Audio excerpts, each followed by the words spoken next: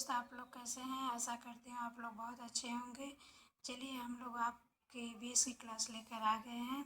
चलिए क्लास को स्टार्ट करते हैं। दोस्तों, अगर हमारी क्लास आपको अच्छी लगे तो लाइक और सब्सक्राइब कर ज़रूर जाइएगा। दोस्तों, आप लोग ना तो लाइक करते हैं ना तो सब्सक्राइब करते हैं। हमें लगता है आपको हमारी क्लास अच्छी नहीं लगती, जिसकी वजह से आप लोग लाइक करते हैं ना सब्सक्राइब करते हैं। कोई बात नहीं, फिर भी हम आप लोग के लिए क्लास बनाओगे। चलिए समय ज़्यादा नहीं लगाते हैं। संपूर्ण सौर ऊर्जा उत्पादकों के माध्यम से सजीव तंत्र में प्रवेश करती हैं, अतः वायुमंडल में पुनः चली जाती है। इसका क्या होगा? तो इसका आपका सी होगा, ऊष्मा के रूप में। निम्नलिखित में से कौन सा कथन सत्य है? तो समुद्र में जैव मात्रा के पिरामिड प्रायः सीधे होते हैं। घास के मैदान का पिरामिड प्रायः उल्टा होता है। ऊर्जा पिरामिड सदैव खड़ी अवस्था में होते हैं। ऊर्जा पिरामिड सदैव उल्टा होता है। तो आपका सी सही होगा, ऊर्जा पिरामिड सदैव खड़ी अवस्था में होते हैं।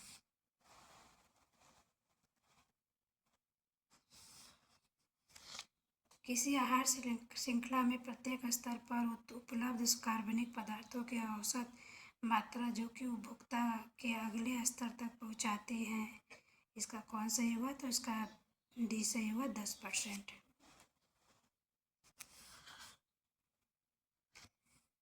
वायुमंडल में जल गैसीय अवस्था में किस रूप में पाया जाता है? तो आपका जल वाष्प के रूप में पाया जाता है, सी सही होगा। वर्मी कंपोस्ट एक पर्यावरण अनुकूलित एक खाद है मानी जाती है, तो आपका सही सी होगा, सही केचुआ। किसके द्वारा अधिकतम सूर्य ऊर्जा ग्रहण की जाती है? तो शैवाल के द्वारा। विश्व में सबसे बड़ा पारिस्थितिकी तंत्र कौन सा है? कौन सा है? तो आपका सी से होगा, सागर पारिस्थितिकी तंत्र। एक खाद्य श्रृंखला में सर्वदा प्रारंभ होती है उत्सर्जन से।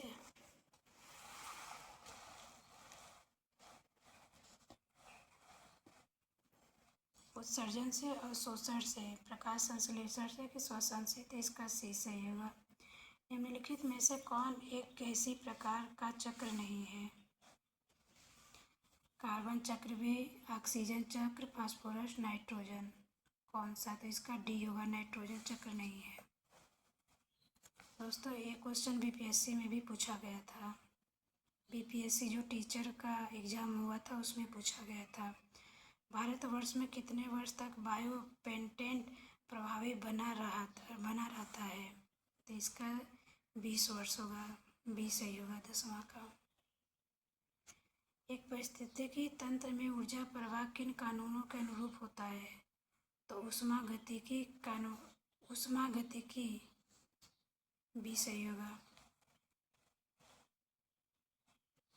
ऊर्जा पिरामिड सदैव उल्टी अवस्था में होता है, उल्टी या खड़ी दोनों अवस्था में होता है, हो सकता है सदैव खड़ी अवस्था में होता है, केवल समुद्र परितंत्र में उल्टी अवस्था में होता है।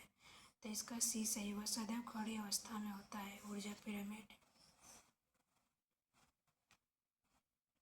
एक पारिस्थितिकी तंत्र है शांत प्राकृतिक क्षेत्र, जीव और उनमें पर्यावरण का तंत्र, वन्य जीवों से समृद्ध और मानव रिक्त क्षेत्र या समान पर्यावरणीय दशाओं वाला बेहद। तो कौन सा इसका सही होगा? तो इसका आपका बी सही होगा। अमीनो कारक जीवाणु परिवर्तित करते हैं। अमीनो कारक जीवाणु परिवर्तित करते हैं तो व्यर्थ को अमोनिया में, नाइट्रेट को अमोनिया में, कि नाइट्रेट्स को अमोनिया में, कि अमोनिया को नाइट्रेट्स में। कौन सा? तो इसका डी सही होगा। विज्ञान के किस शाखा के अंतर्गत पर्यावरण का अध्ययन किया जाता है? तो पारिस्थितिकी तंत्र में।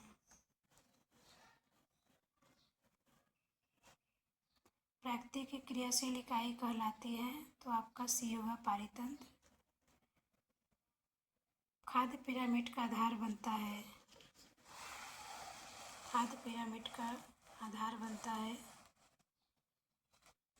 अनाज और दालों से, सब्जी और फलों से, शर्करा से, मांस और उसके पदार्थ से। तो इसका सब्जी और फलों से बनता है। जब जंतु पादपों को खाते हैं, कितनी ऊर्जा पशु मांस में स्थिर होती है? तो 10%। एक परितंत्र में लगभग कितनी प्रतिशत ऊर्जा एवं पोषण स्तर से दूसरे पोषण स्तर पर पारित होती है? तो आपका होगा 10%। ऊर्जा के प्रत्येक स्थानांतरण पर एक स्तर से दूसरे स्तर तक लगातार ऊर्जा। तो आपका सी सही होगा। उतार चढ़ाव रहता है। उपभोक्ता स्तर का ऊर्जा संग्रहण कहलाता है। तो आपका सेकेंडरी प्रोडक्टिविटी में। एक मोर सांप खाता है जो पादपों पर पनप रहे कीटों का भक्षण करता है।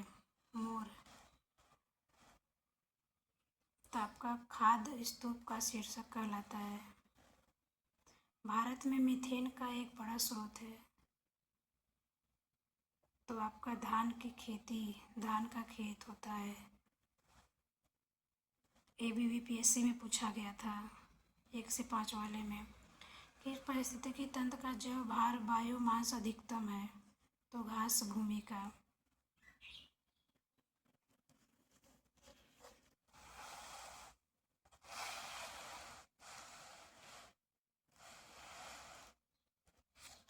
एक पारिस्थितिकी तंत्र में सर्वाधिक संख्या में पाए जाते हैं मांसाहारी, शाकाहारी उत्पादक, प्राथमिक उपभोक्ता। तो इसमें उत्पादकता अधिक पाए जाते हैं। निम्नलिखित में से जीव प्रथम क्रम के उपभोक्ता हैं? शाकाहारी। लाइकेन, जिसमें फंगाई द्वारा निर्मित मैट्रिक्स में एल्गी कोशिकाएं धसी होती हैं, उदाहरण क्या है? तो आपका सह परोपकारिता। एक पारिस्थितिकी तंत्र में ऊर्जा का स्रोत है? तो सूरज की रोशनी। सबसे स्थायी पारिस्थितिकी तंत्र क्या है? तो आपका समुद्र होगा।